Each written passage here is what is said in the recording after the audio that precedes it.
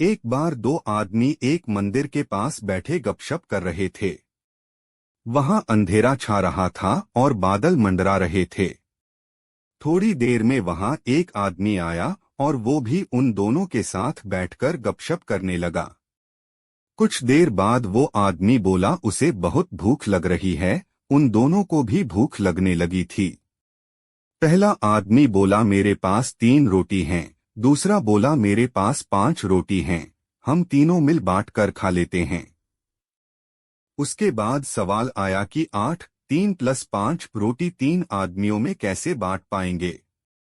पहले आदमी ने राय दी कि ऐसा करते हैं कि हर रोटी के 3 टुकड़े करते हैं, अर्थात 8 रोटी के 24 टुकड़े, 8x3 24 हो जाएंगे और हम तीनों में 8 से 8 टुकड़े बराबर बराबर बंट जाएंगे।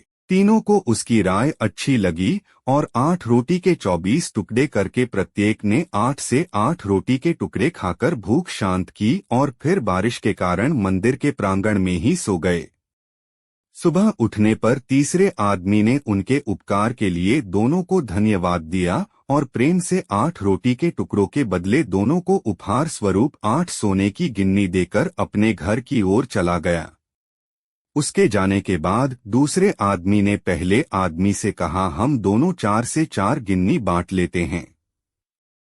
पहला आदमी बोला नहीं, मेरी 3 रोटी थी और तुम्हारी 5 रोटी थी, आठ मैं 3 गिन्नी लूंगा, तुम्हें 5 गिन्नी रखनी होगी।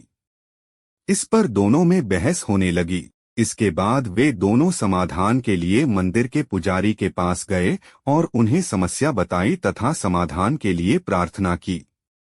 पुजारी भी असमंजस में पड़ गया, दोनों दूसरे को ज्यादा देने के लिए लड़ रहे हैं। पुजारी ने कहा तुम लोग ये 8 गिन्नियां मेरे पास छोड़ जाओ और मुझे सोचने का समय दो, मैं कल सवेरे जवाब दे पाऊंगा।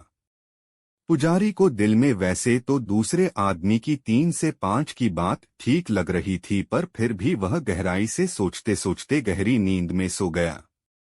कुछ देर बाद उसके सपने में भगवान प्रकट हुए तो पुजारी ने सब बातें बताई और न्यायिक मार्गदर्शन के लिए प्रार्थना की और बताया कि मेरे ख्याल से 3 से 5 बंटवारा ही उचित लगता है। भगवान मुस्कुराकर बोले नहीं, पहले आदमी को 1 गिन्नी मिलनी चाहिए और दूसरे आदमी को 7 गिन्नी मिलनी चाहिए। भगवान की बात सुनकर पुजारी अचंभित हो गया और अचरज से पूछा, प्रभु ऐसा कैसे?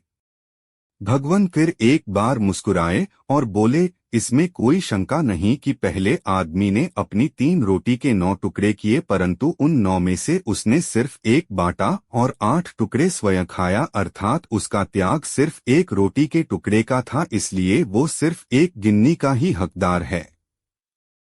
दूसरे आदमी ने अपनी 5 रोटी के 15 टुकड़े किए, जिसमें से 8 टुकड़े उसने स्वयं खाए और 7 टुकड़े उसने बांट दिए, इसलिए वो न्यायानुसार 7 गिन्नी का हकदार है। ये ही मेरा गणित है और ये ही मेरा न्याय है। ईश्वर की न्याय का सटीक विश्लेषण सुनकर पुजारी नतमस्तक हो गया। इस कहानी का सार ये ही है कि हमारी वस्तुस्थिति को देखने की, समझने की दृष्टि और ईश्वर का दृष्टिकोण एकदम भिन्न है। हम ईश्वरीय न्यायलीला को जानने समझने में सर्वथा अज्ञानी हैं।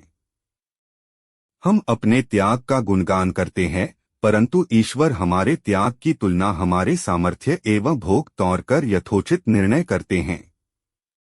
यह महत्वपूर्ण नहीं है कि हम कितने धन संपन्न हैं, महत्वपूर्ण यही है कि हमारे सेवाभाव कार्य में त्याग कितना है।